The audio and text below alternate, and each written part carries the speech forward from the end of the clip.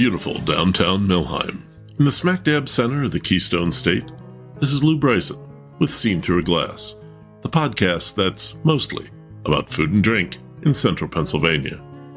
Welcome to episode 74, Northumberland and Sunbury, the confluence of the Susquehanna.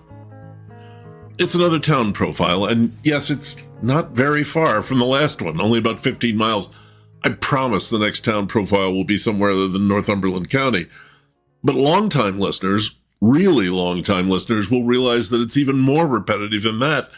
The very first episode of Seen Through a Glass way back in November of 22 included a visit to Pineknotter Brewing in Northumberland and Eclipse Craft Brewing in Sunbury at the confluence of the Susquehanna.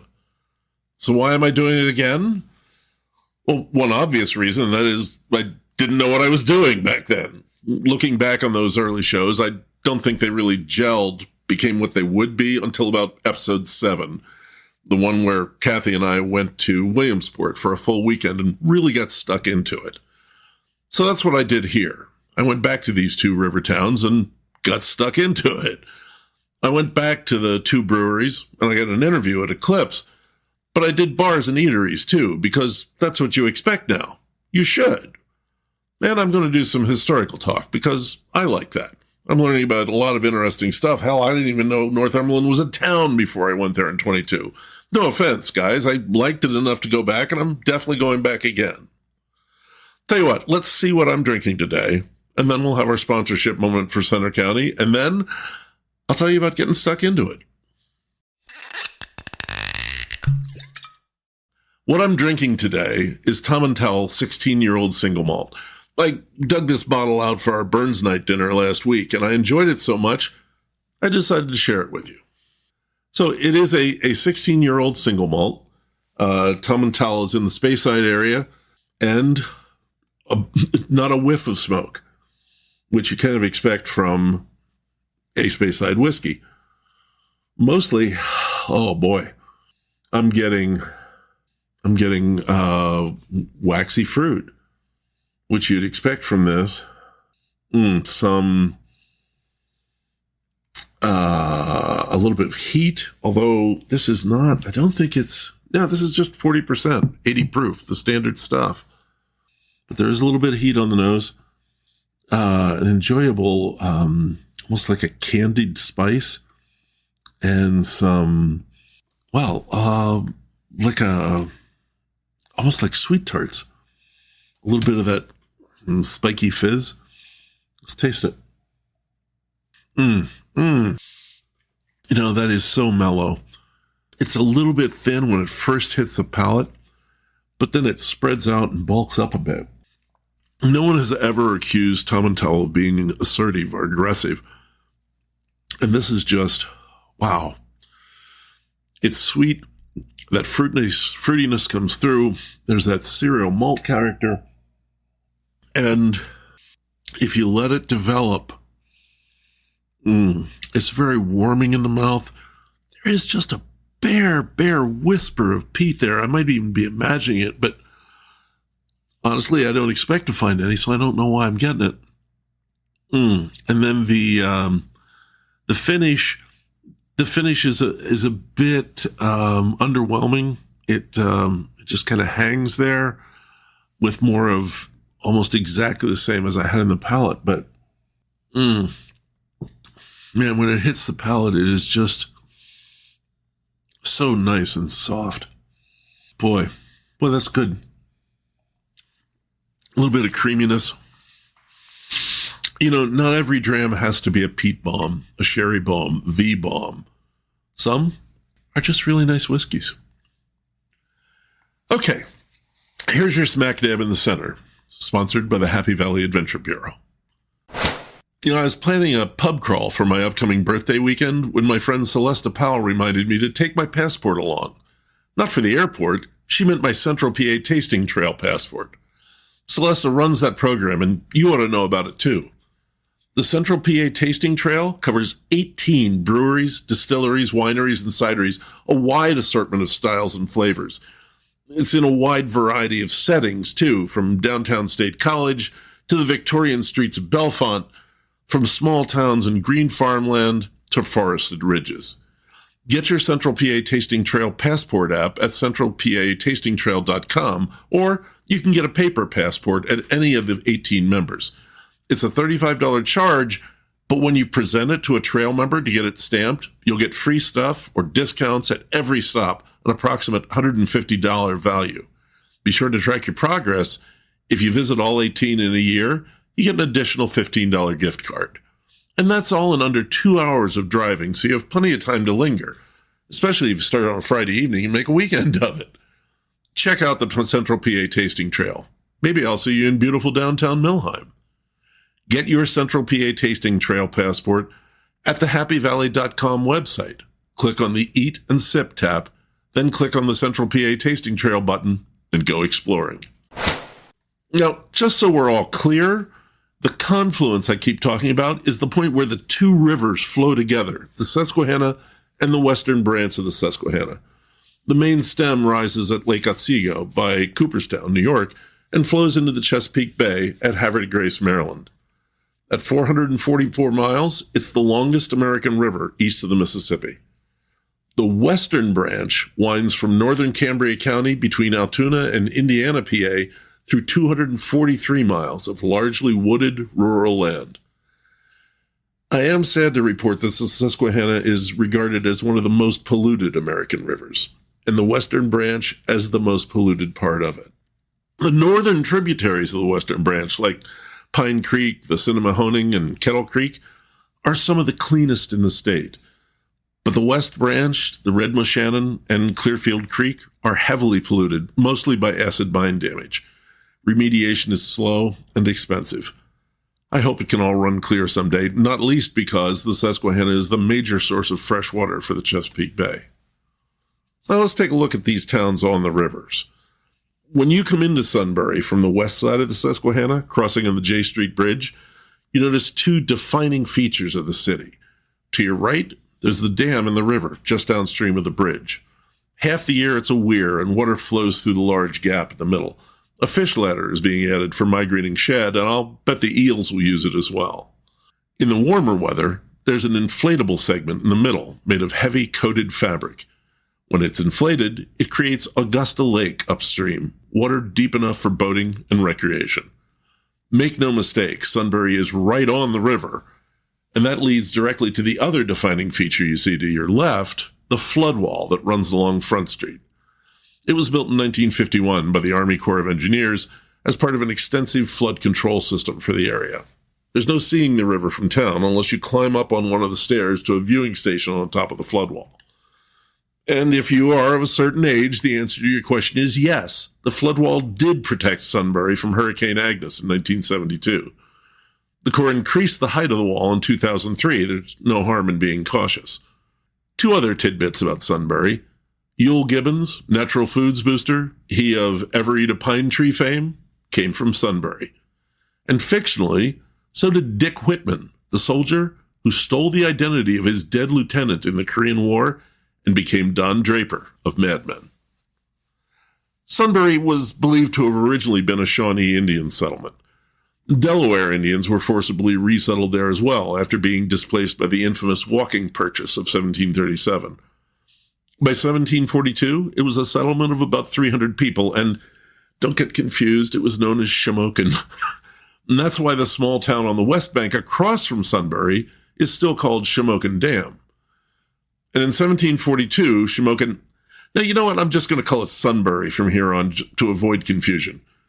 Sunbury was visited by our old friend Count Zinzendorf. You remember him from episode 67 about Lidditz? Zinzendorf was still spreading the Moravian faith, and he was guided to Sunbury by another giant of Pennsylvania history, Conrad Weiser, a German immigrant who had settled in Berks County by way of the Mohawk Valley in New York. Weiser would be a major, mutually trusted figure in relations with the Iroquois and other tribes until his death in 1760. Weiser took Zinzendorf to the Sunbury settlement to meet his good friend, the Oneida chief Shikellamy, who oversaw the area as a representative of the Iroquois Confederacy. The memory of this man is honored by Shikellamy State Park and Shikellamy High School in Sunbury, the Shikellamy Middle School in Northumberland. And when the French and Indian War started in 1754, The Sunbury settlement tried to stay neutral, but eventually chose the side of the French. Bad choice. The area devolved into raid and counter-raid.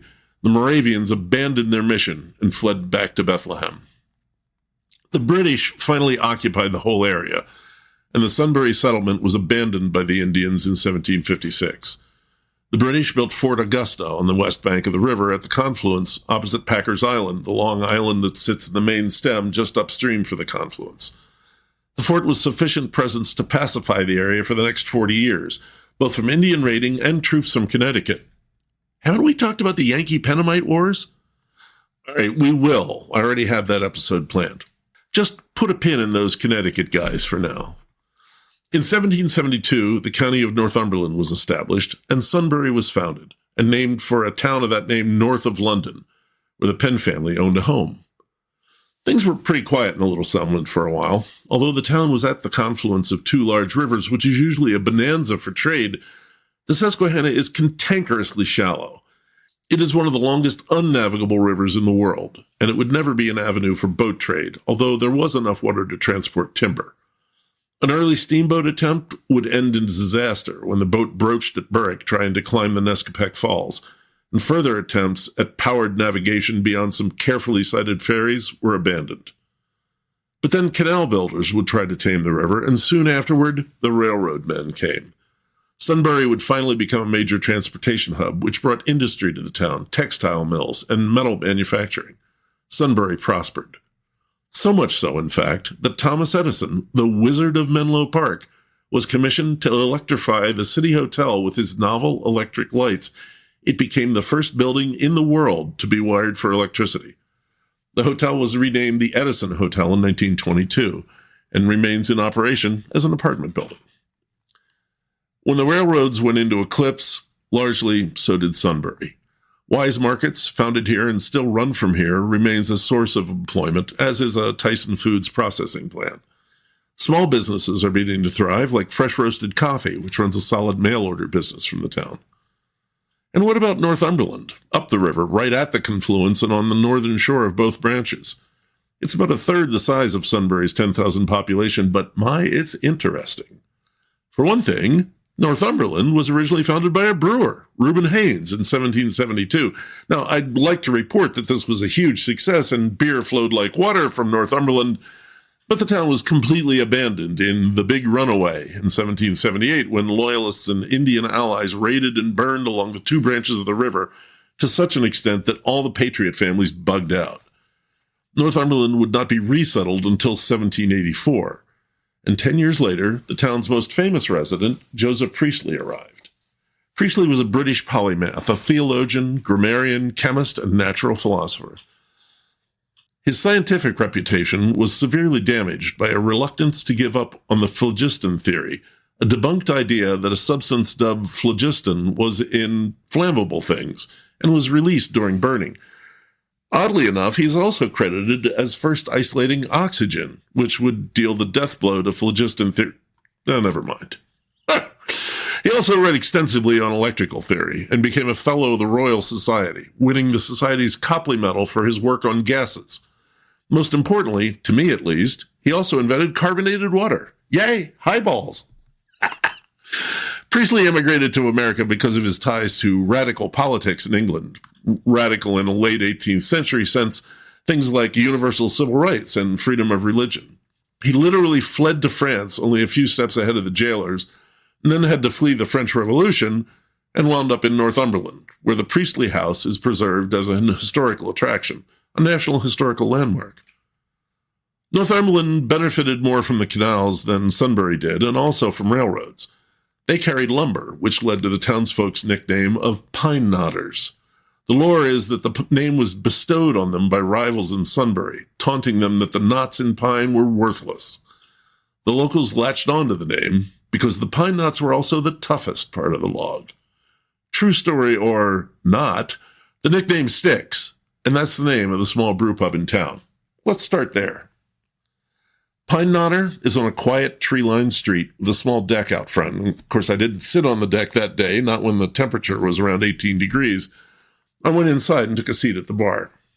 It was fairly early on a Saturday afternoon, and there were only two other people at the bar. They were friendly and struck up a conversation with me. It was pleasant, as was the bartender, and so was the beer. I had ordered a North Branch IPA, which was noted as a brown IPA. I couldn't recall having had a brown IPA before, except maybe long ago the Dogfish Head Indian Brown, so I thought I should try it. It was quite good, an IPA with plenty of soft, cushiony malt under it. That's 3 out of 3 good beers I've had at Pineknotter. I like those odds. The large open room was light and uplifting. I felt good about the day. Probably should have had something to eat, but I decided to push on down the hill to the Front Street Station, an old-school bar in the old-school train station. The cold gripped me as I made my way to the door. It was good to get inside where it was warm, and the way the dark wood rectangular bar was shoehorned into the station space felt nice and cozy. The bartender brought me a Boffo Brown Ale from Dark Horse, a Michigan brewery.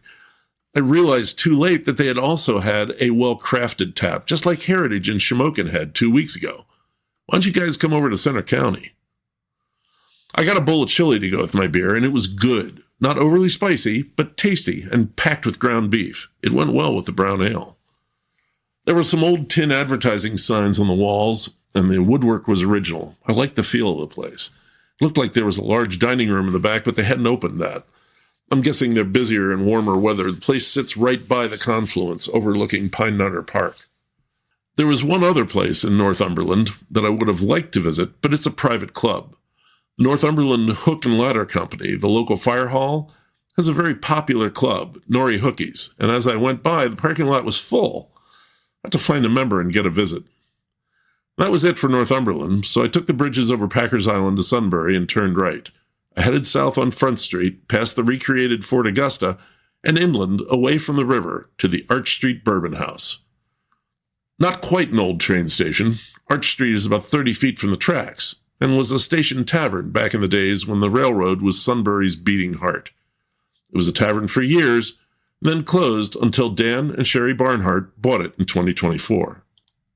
Look, I won't lie. The place doesn't look like much outside. It looks like an old house with asbestos shingles. But the inside was very low-key welcoming, with decorative wreaths standing on a rail around the ceiling and a collection of growlers hanging from the ceiling and a big Indian chief's head painted on the wall. I ordered a beer and struck up with conversation with a friendly guy in a red do-rag who turned out to be Dan Barnhart himself. We quickly found a connection. He was quite familiar with the Elk Creek Cafe in beautiful downtown Millheim. He told me about how he'd bought this place because he wanted to have a place to settle down. Why the Bourbon House? Well, he likes bourbon, and the bar didn't have a tap system when he bought it, so he decided to focus on the bourbon. He had a good selection of about 20, and they have added taps since then. The wreaths, it turned out, were from the Finger Lakes, a promotion from a winery tourism group. Visit the wineries, get ornaments for your wreath from each one. They had at least a dozen of them up there. And the Indian chief was, of course, Shikellamy, but it wasn't a painting. It was the center of the old high school basketball court with the school's emblem, and they'd cut it out when it was replaced. That's pretty cool for a local. I thanked Dan for his hospitality and headed over to Eclipse. I wanted to see what it was like when it was open and running. The interview was going to be during off hours on a Tuesday evening. It was busy. The bar was almost full, and there were several tables of people enjoying pizza and beer. I got their Rauch beer, Smokey the beer. The bartender, God bless the kid, started explaining to me what a Rauch beer was, and he was doing a fine job, but I interrupted him and told him I was familiar with him and really did want one, and could he get me a soft pretzel too? In retrospect, I probably should have gotten a pizza because then I could have tried 2 of Thad's wild topping setups. More about that later. But the pretzel was okay, though I like a crispier crust, and the mustard was quite good. The young bartender was right. A whole grain mustard would have been even better. The bar has a black epoxy top with a dusting of restrained glitter and topical decor, annular eclipses, thin rings of rayed light around a dark center. As Curt will mention during the interview, there are some space-themed artifacts around the room, too. Actually, I'm getting tired of this referring to things that are going to happen in the interview. Let's just run the interview. I had a few issues with balance, and Curt's a bit on the quiet side, but there aren't any real problems. Good guys, fun stories. Hey, I'm here with Thad and Curt Benner. We are at Eclipse Craft Brewing.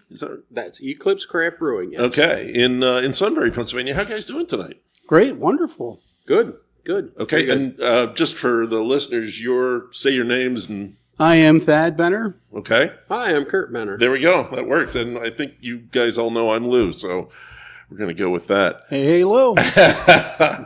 We are sitting here, and unusually, I already have something to eat in front of me. I already have a beer in front of me. I'm drinking your quad. What's the name of that? It's Big Bang Theory. Okay, all right. You guys really do lean into the whole brewpub fun name thing, which is great. Absolutely. That's all part of it. And speaking of fun, the pizza. Tell me what I have here. You have what is affectionately known as the Big Mac pizza. It's our number one pizza that we serve. I have to say, I'm going to have a bite. I'll warn you, this smells exactly like a fresh Big Mac. It tastes like a Big Mac. That's really good. It tastes like a Big Mac. Yeah. Without the sesame seeds, which is my least favorite part of the Big Mac. So. Exactly, yes. Wow, even the onions there. Nice. Okay, so Eclipse Craft Brewing, that's my first question. Why Eclipse? Oh, I think we were kind of looking around for different themes when we wanted to start our brew pub, and we always kind of like spacey themes. Okay, we would be able to name beers after that, and we kind of just made it up off the fly. Okay, and it was definitely a name we thought would resonate with a lot of people. I mean, it's not something like Dogfish Head where you kind of really have to think about what's going on. Eclipse is like, Eclipse is very well known.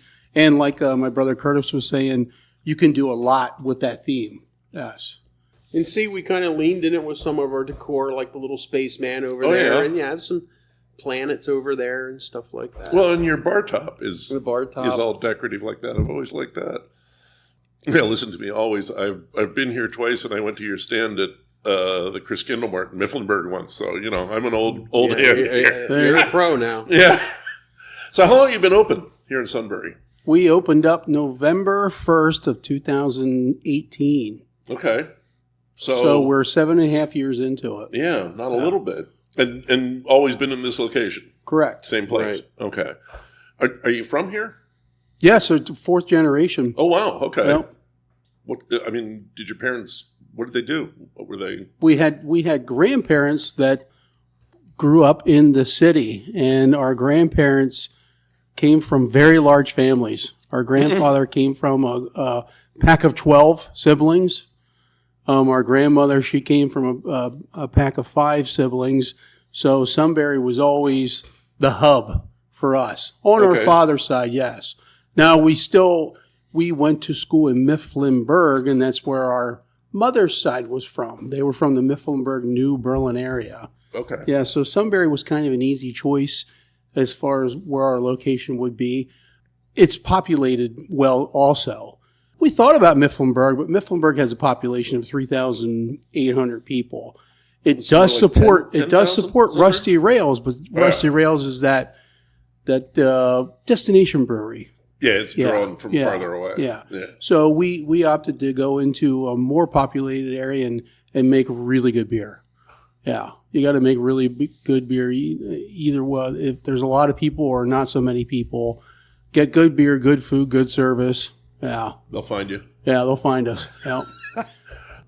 I'm speaking of which, I'm actually very surprised on how far they'll drive once yes. And we get them clear down from Harrisburg area, Mechanicsburg area, clear as far as Pottsville area and even down Reading area, over Wilkes-Barre, Scranton. We have conquered the west, east, and south. Now, north of us, there's so much going on in Williamsport. A hard draw. You almost have to think, too, anything north of Williamsport, they're going to go just that far. Yep. Yeah. So I'm very surprised when I hear people say, "Oh, we're from the Williamsport area." I'm like, "That's outstanding for us." Why'd you leave? Yeah, that's I'm great. I'm glad you made the drive. And they're we heard about it, and we get about 60% of the people say, "Well, we heard about your beer," and then the other 40% or so they'll say, "We heard about your pizza. We got to get this pizza." There you go. So, we're very proud of that. So tell me the story. How did you come to open a brew pub? I will Feel free to go back as far as you need. I will take you so far back. Now, I don't know if Okay, the womb is too far. That's too far. I will take you so far back when we were making beer. I was not legal to drink. My older brother says to me, let's make some craft brew. I said, craft what? I said, what are you talking about, craft brew? Because we were diehard Yuengling lager drinkers. So he says, we're gonna attempt to make some beer in 5-gallon buckets.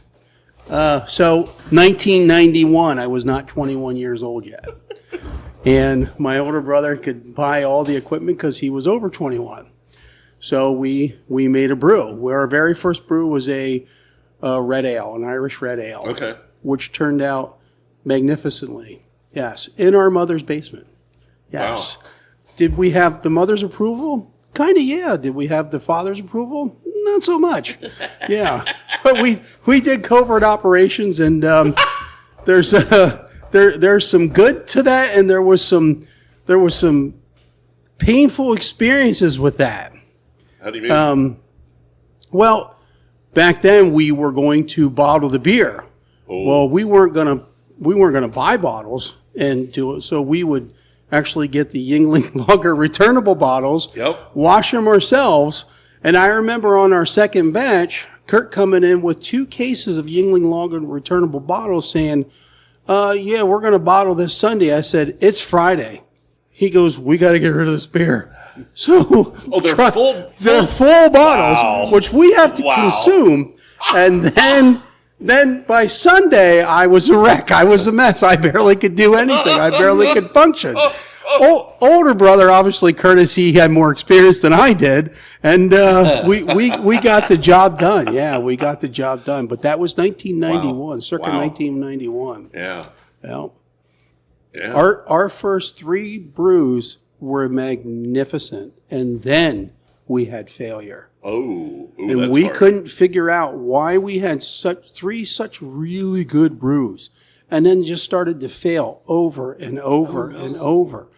Well, we were using plastic buckets. We figured this out. Oh, you got scratch. And my older brother said, these have to be clean. Like, I mean clean. So I'm taking the scratch and I'm cleaning these buckets.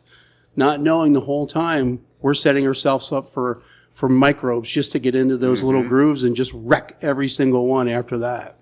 Yeah.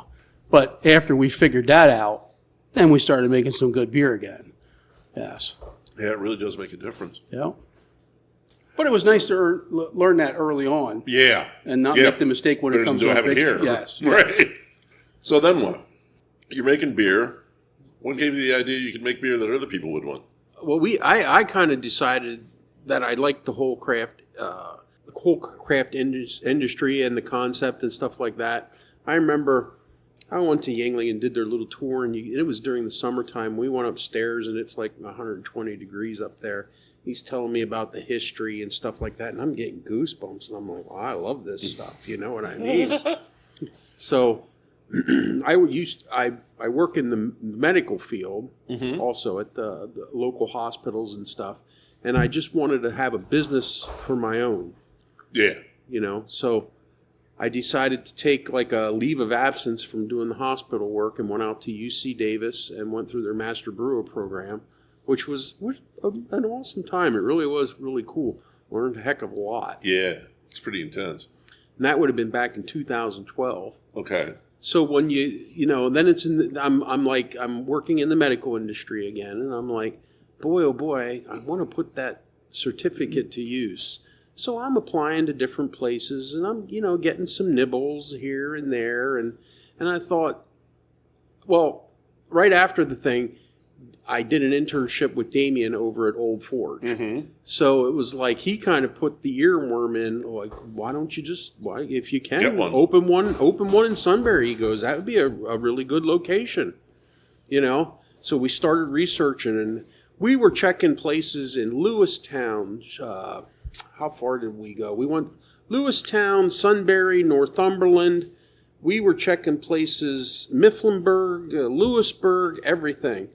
The first place that we checked out was the building that we're currently in. And then we spent another 2 years visiting other places. Did you really? Mm-hmm. And then we came back, and this is the building that we bought because it had everything we needed. You know what I mean? It had drains in the right place. Very important. The downstairs basement has a nice high ceiling. It's cool, you know. And so it was kind of funny. The first place that we looked at is the place that we ended up coming to. Now, the funny part about this place is that the people that awarded us $12,000 on a biz pitch were currently occupying this building, and we had to kick them out after they awarded us the money.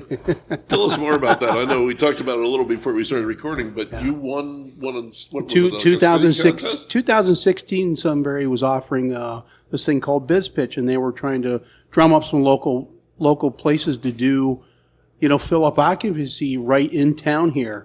And it was working very well.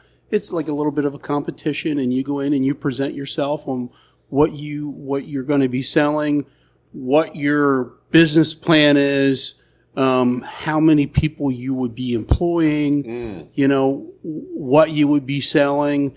They really want permanent businesses in the town. Right. And this town thrived until the mall came. And you can kind of see that there's a little bit of a resurgence in this town because the mall's not doing that great at all. Most malls aren't these days, yeah. Right. Yeah, that's really changed, hasn't it? So, yeah, we did the big biz pitch. We won. It still took us well over a year, even after we won the biz pitch, to kind of get up and get running. Yeah, when you win, all you've got is paper, right? What's that? All you had at that point was paper. Right. Just a plan. Well, we had beer, too. Okay. Yes, we had beer. Oh, yeah. Yes, we were home brewing every weekend, trying to give out as much beer as possible. Okay. And we would go to like the local beer fest, like the Selinsgrove Brew Fest, and just give away our beer, just to introduce ourselves to people and stuff like that. In the meantime, we're in a home brew club called PA Ailers, okay? And these are fanatics. These love beer, do beer, know beer, everything about beer. Yeah. After a few years, the group started saying, you guys really should open up your own brewery. Your beer is good enough, you should open up your own brewery. This starts to resonate with you. You're just like, maybe we should. Yeah. So after encouragement, you start to think, I think this is something we can do. And here you are. Here we are. Yeah. And then we divide our attention. Like I said, I'm more of the beer guy. I'm the beer troll. I'm the guy in the back. Okay. I'm the one doing most all the brewing and coming up with the recipes and stuff like that. Whereas Thad, he'll be the one to do the Pizza side. Right. In front of house. Oh, we're going to talk about front that. of house. Yeah. So Thad does the pizza in the front of the house. He also manages the employees and stuff. But given his background of working at different retail jobs, like pizza places and doing retail and actually managing people, was a better fit for him, Yeah. Because me coming from the clinical hospital background, I'm more behind the scenes. Yeah. So I work in the laboratory, so I don't interface with the public as much. So it was a nice marriage. It was That's great. Correct. Well, Thad should have convinced me to start doing this back when Trogs was starting. Yeah. That is the one biggest regret we have not doing it 10 years sooner. Oh, yeah. That's one of we will never forgive ourselves not getting it done sooner. Yes. Well, you never know. You never know. You never know, no. Because even in the local area, there's been some brew pubs that have came and won already. Yep. So. Yep. And not because of bad beer, all of them. Some had good beer, just stuff doesn't work. Right. Yeah. I mean, I said I'm drinking a quad. We're probably going to have another. You brew a broad assortment of beers. And how many do you usually have on?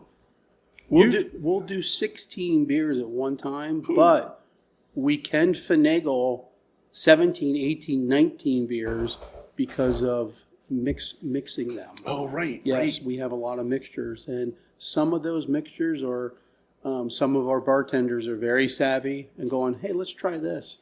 Let's try this. Yeah. And then all of a sudden you taste it and go, wow, like this is really good. We got to do this more often. And then we'll just sample these out to customers, and they'll go, that's what I want. That's what I want to drink. Yeah. Yeah. So let's get a name for this. Let's get a sign. Yeah, is it the Porter and Pilsner?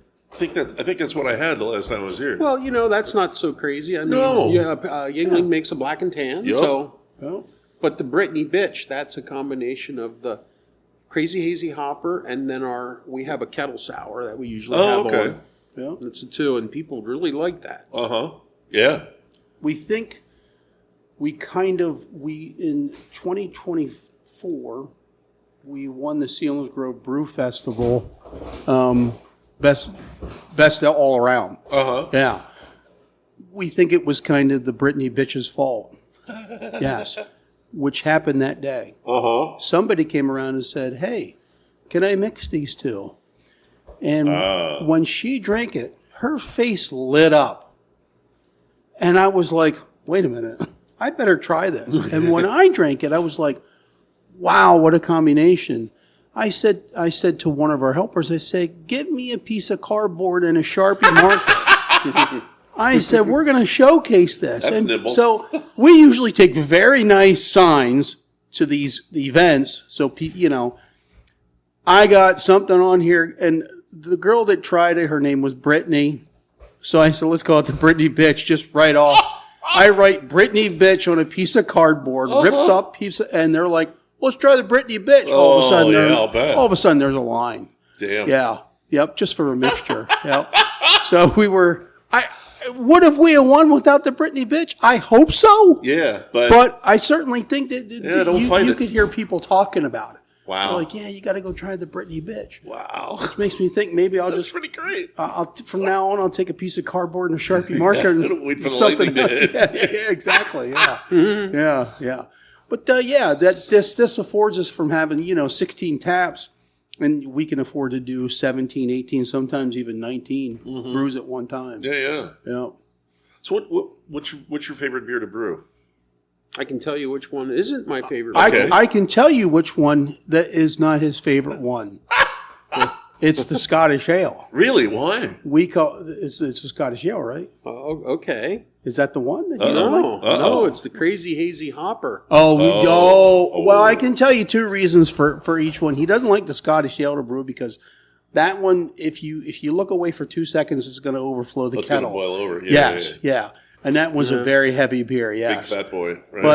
But with the Crazy Hazy Hopper, once in a while, you'll hear things crashing in the brewery, and it's Curtis throwing chairs. And I don't know if I threw chairs. It's like a WWE wrestling match back there. Salty language. Yeah. And stupid hops. Yeah. But it's much more colorful than stupid hops. Plugging up my lines. I forgot how much you like that. the Crazy Hazy Hopper. Yeah. And here's the best and the worst part of it. For Curt, we cannot not have it on tap. People they demand having that on tap. So they Curt's get like, mean. Yeah. Yeah. One fella said, well, you call me when it comes back in. I'm like, oh, okay. I guess we're going to have to get that made really quick. Yeah. I remember talking to a brewer in New England one time. They said, yeah, there's not a lot of people that drink the porter, but the people that do, they will leave if it's not on. Absolutely. Yeah. We have that with a handful of our brews. People just will not show up unless we have the Blue Hue back or the peanut butter back, the Crazy Hazy back. We have a handful of those. They just were like, gotta have it. Yeah, I gotta have. That's my go-to. Yeah. Well, people will lament running out of pumpkin before I even run out of it. Oh yeah. Yeah, they actually want to count how much you have back there. Pumpkin is so popular. It's so good. We get so many compliments on the pumpkin. When do they start asking for it? January before like September. Yeah. And this year we actually did something to make it last, and you could not get pumpkin to go. You had to drink it in-house only, yes. Yeah. And it lasted us for about another 11 or 12 days. Well, I think it lasted us, but the one lady who wanted her growler filled. We said, "Oh, we're not doing growler fills anymore." She drank 5 glasses of it. So we were like, "Well, I don't think that worked." She's still drinking it in bulk.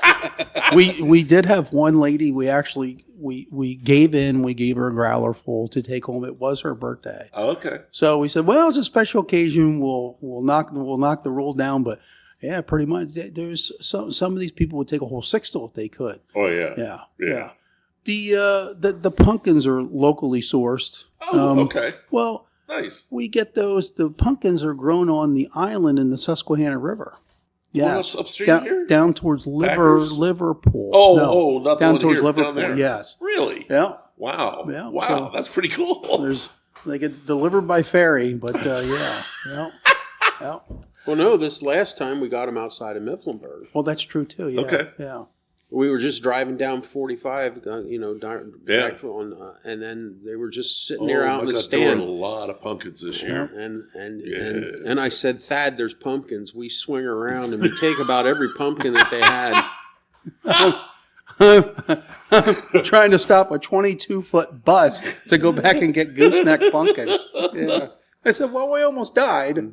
Thank God people are going to get their pumpkin beer next year. Now, let me flip that on its head, because Ed Stout once told me that the only reason their Pilsner was on, it didn't really sell that well, but he liked it, so it was always going to be on. Do you have a beer like that doesn't really sell that well, but you like it? That doesn't sell that well. We will react to the market, but our coffee porter has been on constant pour since the day we did it. I like because that. Being a home brewer, we reiterated it and iterated it over and over and tweaking it. And then we got it till we finally like it. And that's one beer that I think we have had on the entire time. Every single day. That's great. It's our number 2 brew. Wow. No matter what comes in and shoots to number 1, our number 1 consistently is our German-style Pilsner, affectionately known as Edison's Own. Okay. Now, Thomas Edison was big in this town, so we call that Edison's Own, and that's our number 1 when something else isn't really popular. We put the Blue Hue on, the blueberry beer. Mm-hmm. That shoots to number 1 in 2 hours. Yeah. And then, that starts to fade away. Edison pops back up. He'll be number 1. The Pilsner easily is our number 1 all the time. It's hard making a Pilsner, though. Oh, yeah. Yeah. People think, simple Pilsner. No, not at all. The process of doing a Pilsner and trying to, and getting it right is it's so labor intensive for a quote unquote simple Pilsner. Yeah. But our coffee porter, number 2 consistently, almost all the time. Well, so, how do you get the coffee in? Well, that's a whole process also. Yes. I don't think I've ever had anybody on who talked about how to make a coffee beer. So let me tell you, we learned early on, you can't roast it, you can't brew it, and then rebrew it. So Curtis figured out, we got to cold brew this.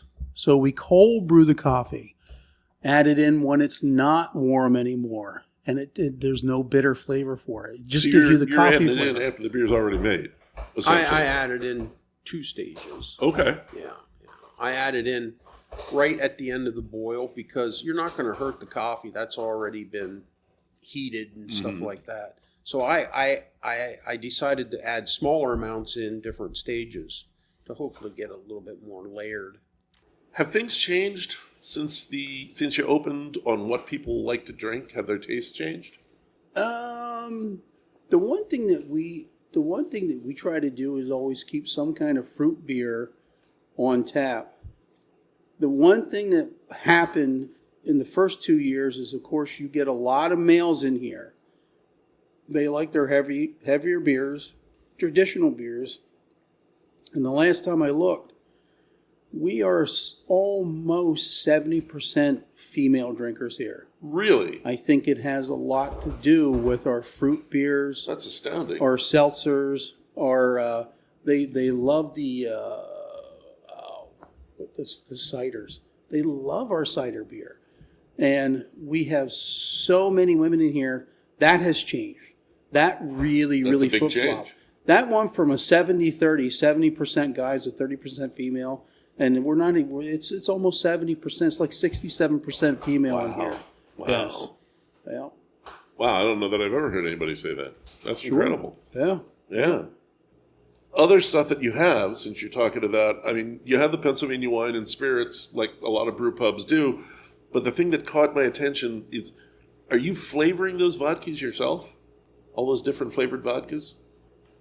I came up with a recipe. Okay. And it's a proprietary recipe. And I have actually upset dozens and dozens of people. They want these to go. They want, can I take this to go? And I said, no, you can't. They're like, we'll just do it out the back door. No one will have to know. I had a lady, and excuse my French, she looked right in my face and said, "You're a son of a bitch."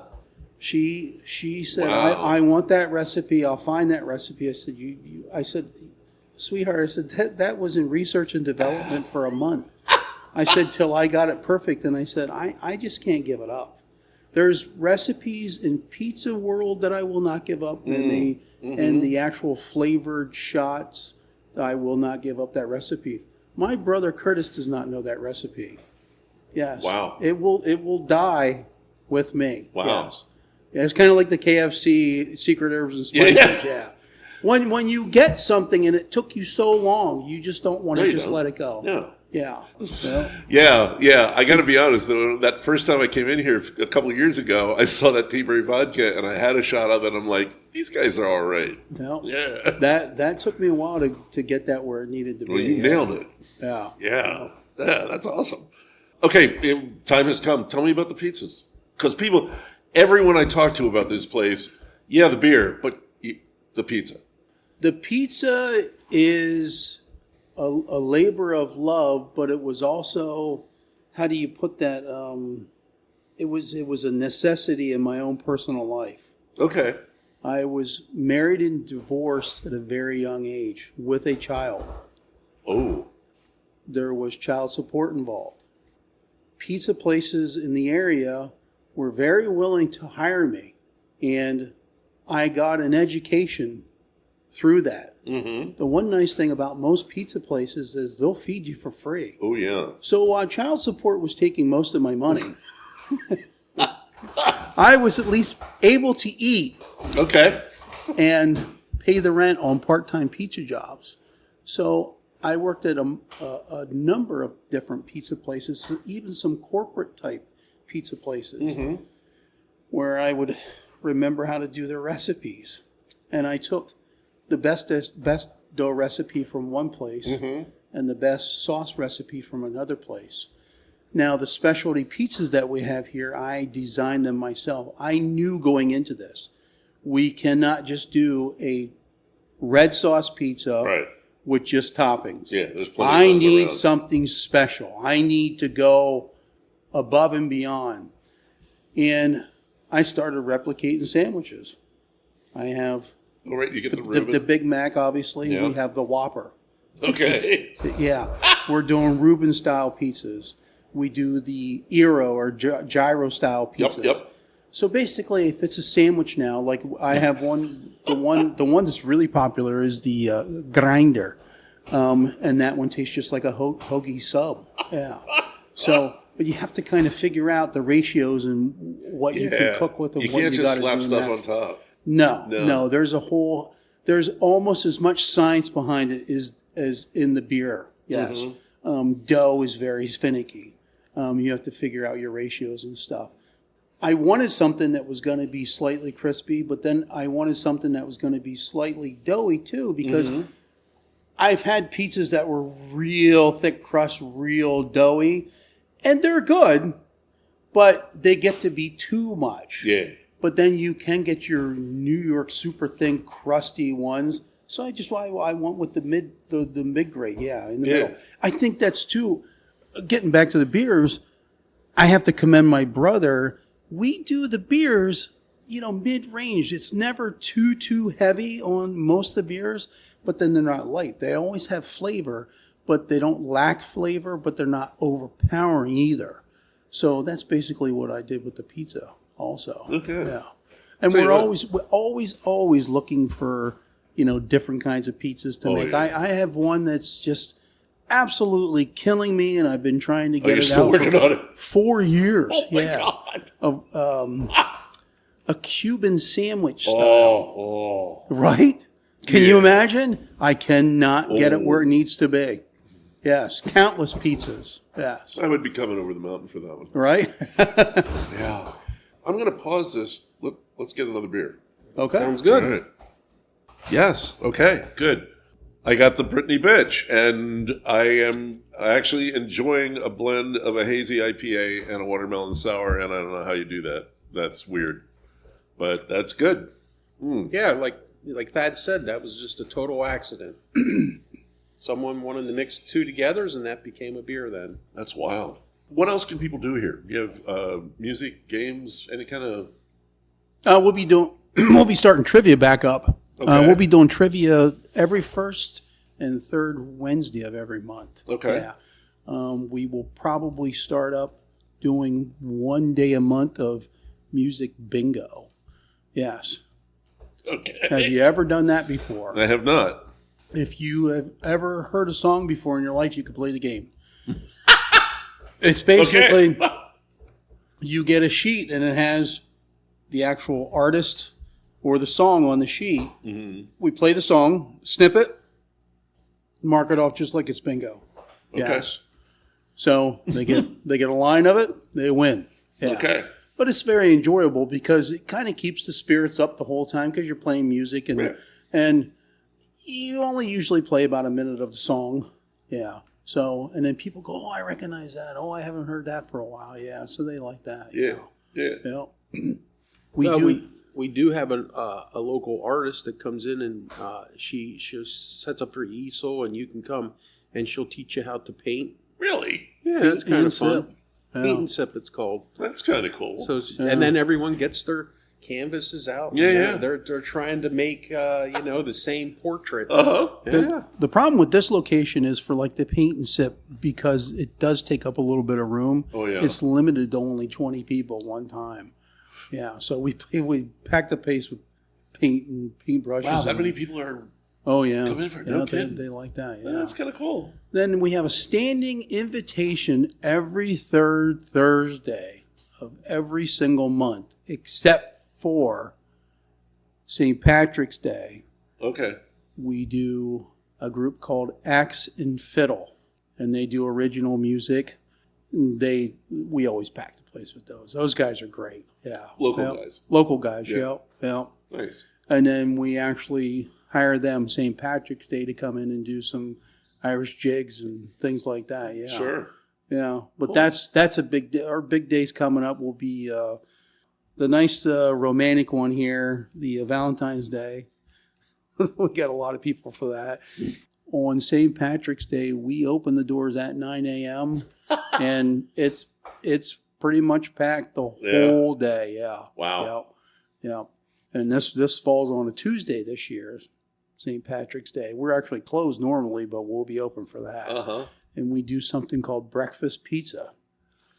So that is something that you want to get in and do, because that's the only 1 day of the whole year I will do breakfast pizza with real eggs, sausage, ham, hash browns. Yeah.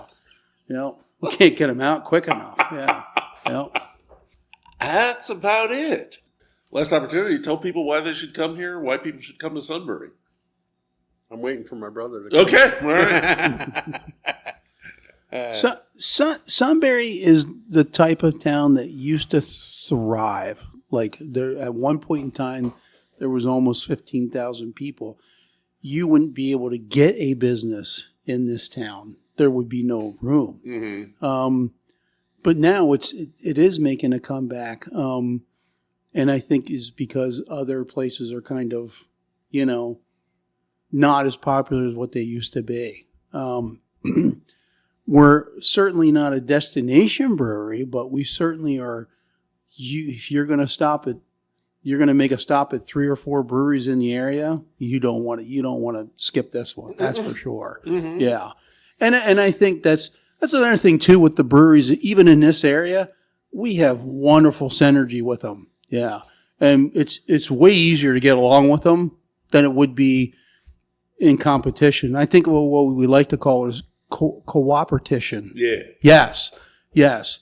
And we have so many breweries in this area. If there's a problem, we don't even hesitate. We can just ask. Yes. Yeah. Somebody knows the answer. I mean, props really go out to Rock Gods in Danville. Oh, yeah.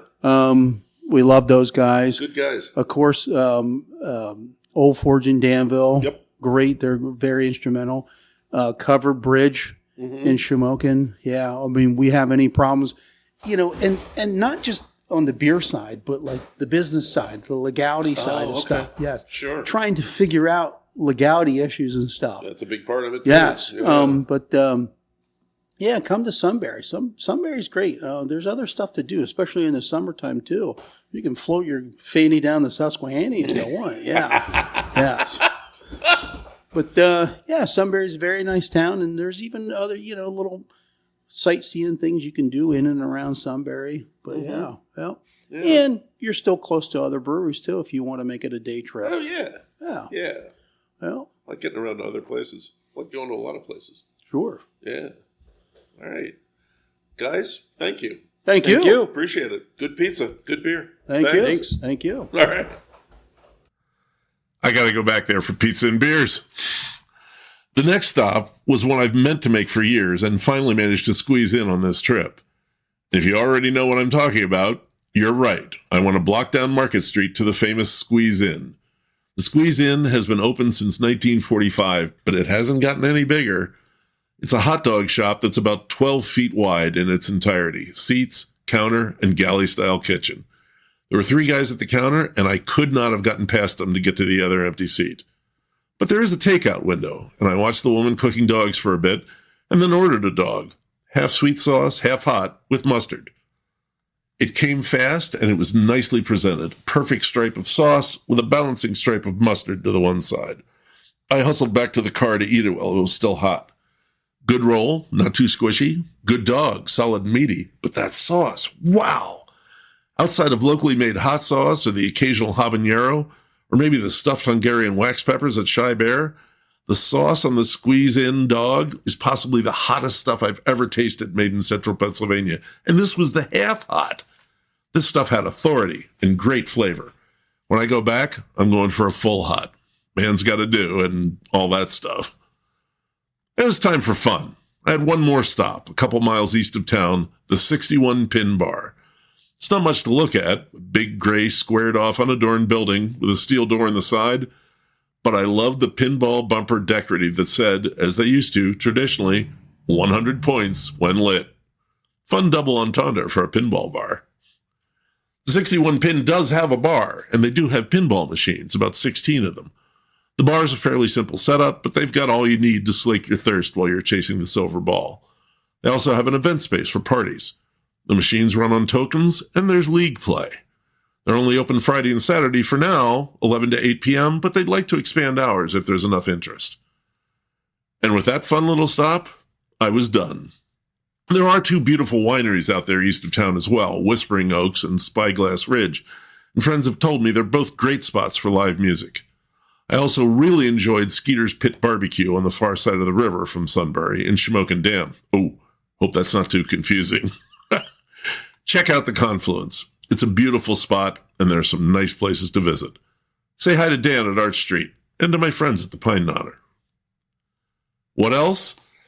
Well, I did mention that my birthday weekend is coming up, and it's kind of semi-public knowledge that my birthday's on Valentine's Day. So every year, Kathy and I take each other out, her for my birthday, me for my sweetie on Valentine's Day. We haven't yet decided where to go, and I'm guessing a significant number of you are in the same boat. Why don't you do what we do? Don't go crazy trying to get into someplace romantic at the last minute. Instead, go someplace new and casual. Bring your own romance with you. I'll admit, that probably works better with us old married types, but it'll work for you young sprouts, too. Maybe go in town for a little pub crawl, your own progressive dinner. Get apps at a small, quiet bar, lean in and share, fingers touching. Try a cocktail you've never had before. Then wander on down the street and have something delicious and splash out on a good bottle of wine, laugh the cares of the world away. Then finish the evening someplace close to your door or your car with a shared dessert, maybe something warm and chocolatey, with a good cup of coffee to keep you going. There's more to come. Or roll on out to a remote getaway. I'm working on an episode about places well out into rural central PA, maybe some a little rough, some surprisingly polished, but all with excellent food. They're easy to find. Just ask your friends. Take a drive. Have an adventure. I remember taking dates and eventually Kathy to a German restaurant in the woods near Reading, Pennsylvania. We'd drive through the dark woods and fields, both of us bundled up in warm winter coats. We'd hurry shivering across the parking lot and then enter the warm, noisy dining room. My glasses would fog up, my feet would warm. For an hour or two, we'd be somewhere completely different with an unfamiliar menu, and that makes it more about the two of you. I'm really looking forward to this now. Go have some fun. And look, if you don't have a significant other right now, my friend, there are plenty of other folks who are looking to get out of the house that night. Don't stay home. Go out. Listen to a band. Have a new drink. Eat snacks you don't really need to but love to enjoy. Meet up with old friends or make some new ones. I know it's cruelly cold right now, but it's always warm inside. It's a new year and dry January is over. Let's all have some fun. Oh, and one quick note. Tickets for Elk Creek Cafe's Day of Delicious Darkness, their annual celebration of dark beer, really are selling briskly. The 1 o'clock session is sold out, but there are still tickets left for the 4 o'clock session. It's a beautifully well-run event with special glassware, organized ordering sheets, a unique menu for the day, including chocolate truffles that Chef John only makes for this event, the cruel man. It's Sunday, February 22nd, and it's coming up fast. Get your tickets at the website, elkcreekcafe.com. If you want to see what it's like here in the smack dab center, if you want to know what it is that led Kathy and I to uproot ourselves and move halfway across the state, this is it. Come join us. I do have one more event to tell you about. On Thursday, February 26th, just a few weeks away, I'll be at West Overton Village out in western Pennsylvania, outside of Scottdale, for an event with the West Overton Village, the home of Overholt Whiskey.